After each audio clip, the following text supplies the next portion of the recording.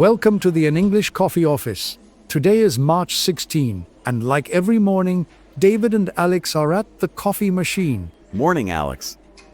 Is this ancient machine taking longer than usual? Or am I just extremely uncaffeinated today? Good morning, David. I'm pretty sure it is just your chronic impatience acting up again. Hey, I have a massive quota to hit this month. This large espresso is my primary fuel source. You really should try pacing yourself. A steady workflow is much more sustainable than a sudden caffeine crash. Easy for you to say. You project managers run on color-coded spreadsheets and pure logic. We also run on coffee. We just plan our intake a bit more strategically than you do. Fair enough. I will try to channel my inner zen while this thing drips. Good idea. Did you manage to disconnect and relax over the weekend? Mostly yes, though I did spend some time catching up on the news. Anything catch your eye? The political landscape has been quite volatile lately. Definitely.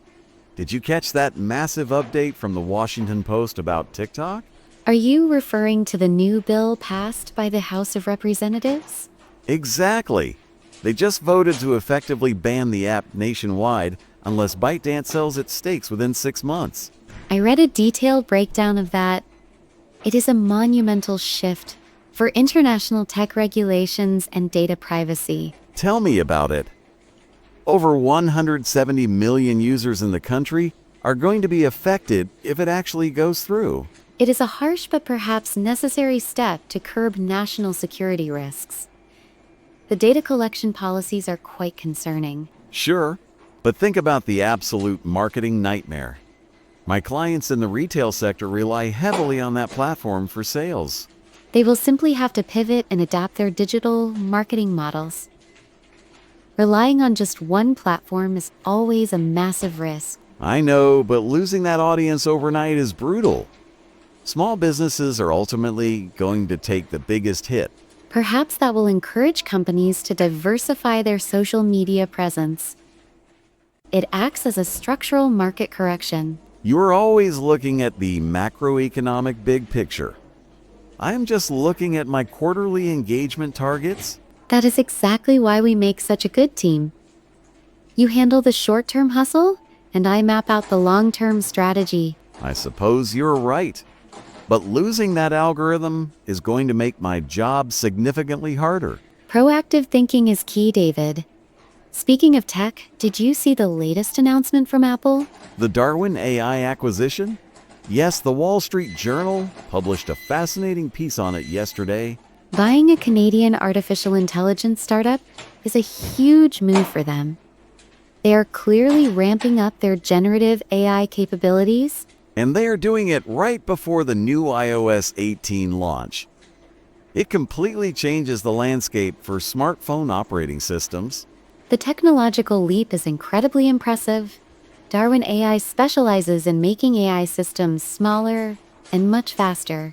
I just love the sheer practicality of it. Having powerful AI running directly on the device without needing cloud processing is amazing. It is going to severely disrupt the entire mobile industry. Legacy competitors are going to scramble to catch up.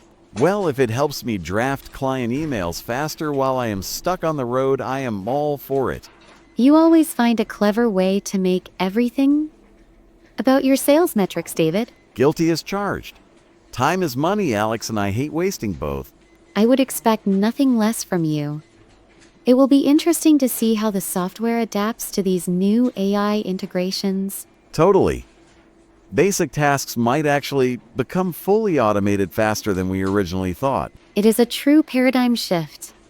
Speaking of massive cultural shifts, did you watch the Academy Awards last night? I caught the main highlights on CNN. I still cannot believe Oppenheimer dominated the entire ceremony like that. It is truly a watershed moment for modern cinema. Winning 7 Oscars, including Best Picture, is a massive achievement. And Cillian Murphy finally taking home Best Actor. Hollywood studio executives must be thrilled with the box office numbers too. It completely revitalizes the historical epic genre. You rarely see massive studio backing for such a dense and complex story nowadays. It just proves that a brilliant script and solid execution will beat a standard superhero movie any day of the week. Christopher Nolan utilized practical effects so brilliantly. It felt incredibly authentic and raw from start to finish. I love the gritty, realistic feel of it. It did not look like it was processed through a massive corporate render farm. It fundamentally challenges the current blockbuster system. Raw cinematic creativity is finally outpacing sheer franchise power. My buddy works in commercial film production, and he says everyone is frantically rethinking their upcoming project slates today. I am not surprised in the slightest. Why spend $200 million on a generic sequel when audiences clearly crave original historical drama? You are absolutely right. That movie winning is a massive victory for traditional filmmaking. It certainly shifts the cultural landscape. I actually plan to watch it again this weekend to properly analyze the cinematography. You are going to analytically break it down? Just grab a huge bowl of popcorn and enjoy the ride. Analyzing the underlying structure is exactly how I enjoy things. It is the dedicated project manager in me. We are definitely wired completely differently. I just want loud explosions and a really good plot twist. There is plenty of room for both perspectives. That is exactly what makes art so wonderfully subjective. Very true. Anyway, my coffee is finally ready. This machine is definitely on its last legs. Or you are just getting progressively more impatient. Have a highly productive morning, David. You too, Alex. Let us go out there and absolutely crush these targets today. Time to get to work. Don't forget to subscribe and practice your English every day. You'll see how it just keeps getting better and better. See you tomorrow.